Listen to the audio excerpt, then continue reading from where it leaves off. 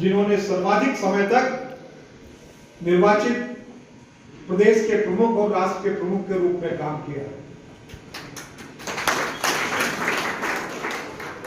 और अगर इसको इस रूप में भी हम ले लें कि भारतीय जनता पार्टी के कार्यकर्ता के रूप में जब उन्होंने गुजरात प्रांत को और देश को नेतृत्व देना प्रारंभ किया, तो मोदी जी के नेतृत्व के साथ यह अवसर भारतीय जनता पार्टी को भी राजनीतिक दल के रूप में सौभाग्य से प्राप्त हुआ। ठीक है। ये 12 वर्ष विकास के हैं, ये 12 वर्ष विश्वास के हैं और ये 12 वर्ष जन कल्याण के हैं। हम इसलिए उत्सव मना रहे हैं। माननीय मोदी जी के कार्यकाल में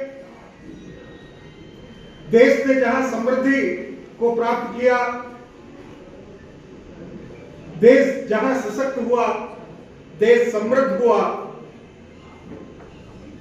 देश विकास की राह पर बढ़ते हुए आर्थिक रूप से सक्षमता के साथ पूरे विश्व पटल पर उभर कर आया।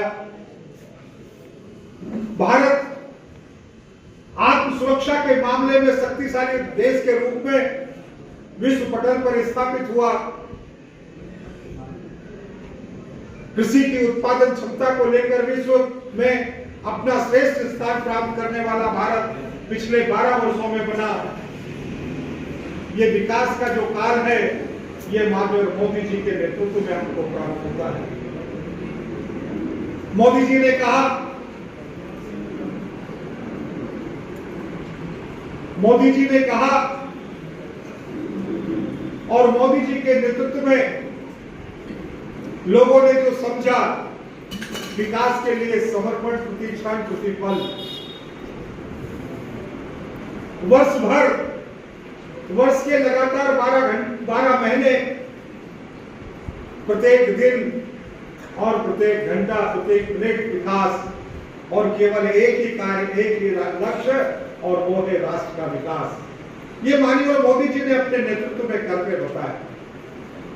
सामान्य सा एक साधारण सा कर्मचारी भी अपने 1 वर्ष के सेवा काल में कई छुट्टियों को प्राप्त करता है, लेकिन देश के हमारे यशस्वी प्रधानमंत्री जी ऐसा नेतृत्व है जिन्होंने बिना छुट्टी लिए, बिना अवकाश, जब उनकी माता जी स्वर्गलोक से घर गई, तब भी उन्होंने देश के विकास के कार्य से अपने को अलग नहीं किया।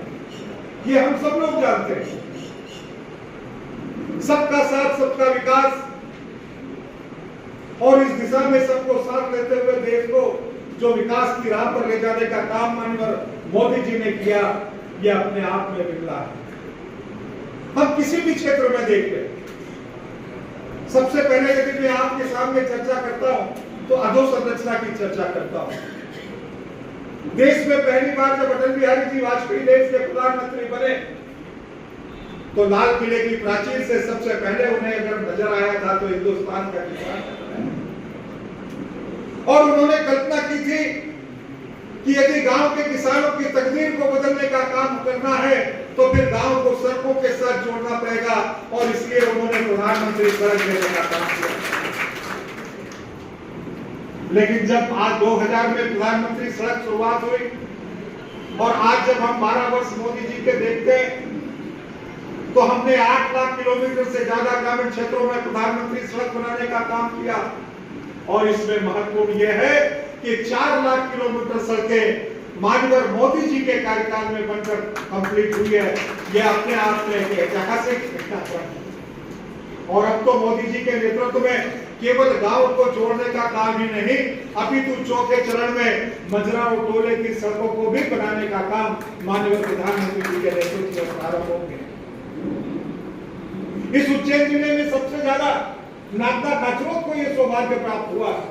लगभग हमारी 40 से 42 सड़कें जो गांव की हैं, मजरे टोले के रूप में बनकर आने वाले समय में पूर्ण होंगी, जिसमें प्रधानमंत्री मजरा टोला सड़कें भी होंगी और उसी पैटर्न पर माननीय मुख्यमंत्री मजरा टोले की सड़कें भी होंगी। और इस तरीके से गांव के वो क्षेत्र जो गांव से कुछ मीटर, कुछ किलोमीटर, आधा किलोमीटर, 1.5 किलोमीटर रहते हुए सड़कों के साथ नहीं जुड़ पाए थे,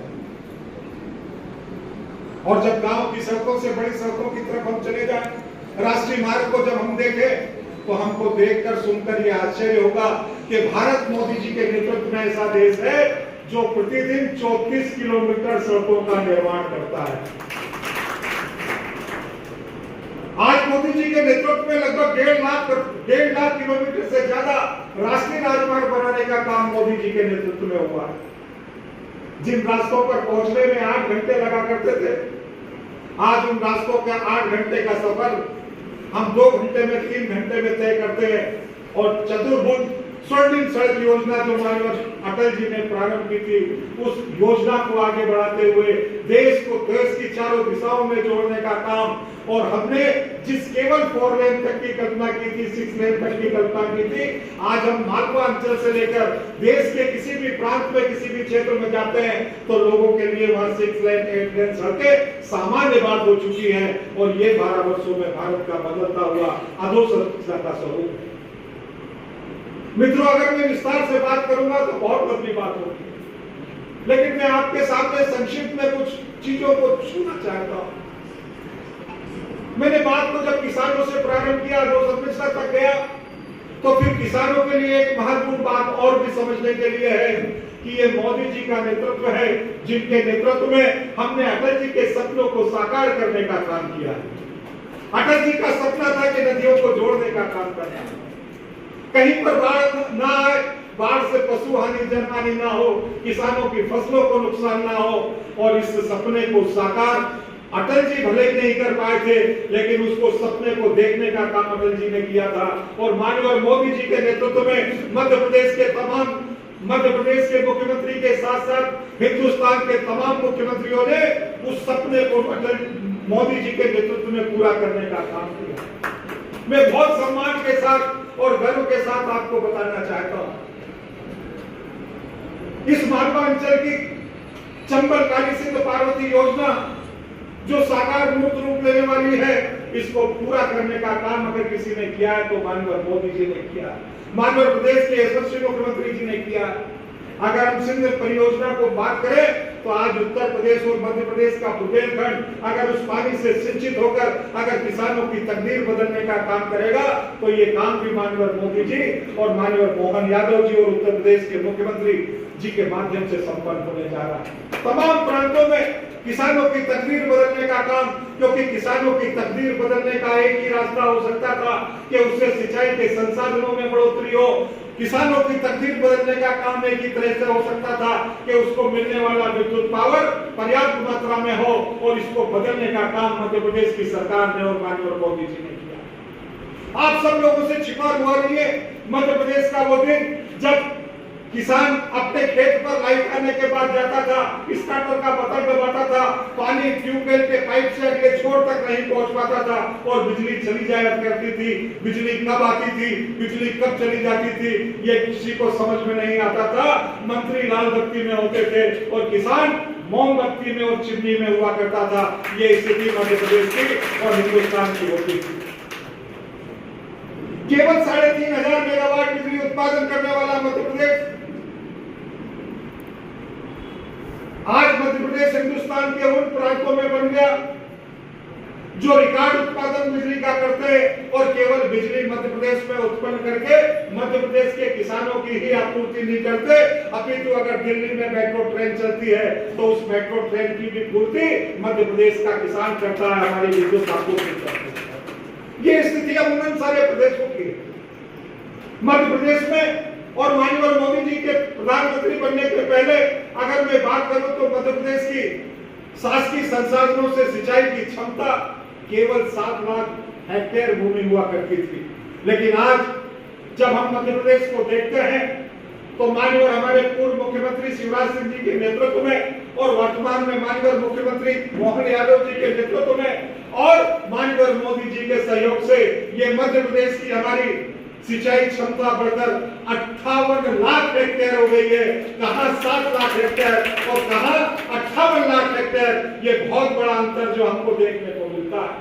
ये कृषि के उत्पादन क्षेत्र में यदि हम बहुत बड़े सशक्त प्रदेश और हिंदुस्तान हिंदुस्तान के रूप में उभर कर आए, तो उसका कारण मोदी जी का नेतृत्व है, भारतीय जनता पार्टी की सरकार है और मध्य प्रदेश के हमारे माननीय मुख्यमंत्री जी का और मध्य प्रदेश की सरकार का प्रताप है।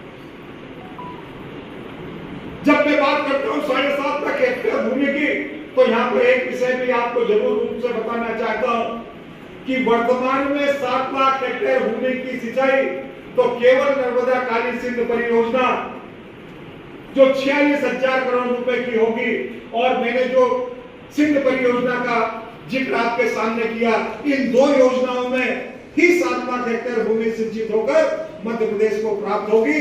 ये हमारी मध्य प्रदेश की सरकार है।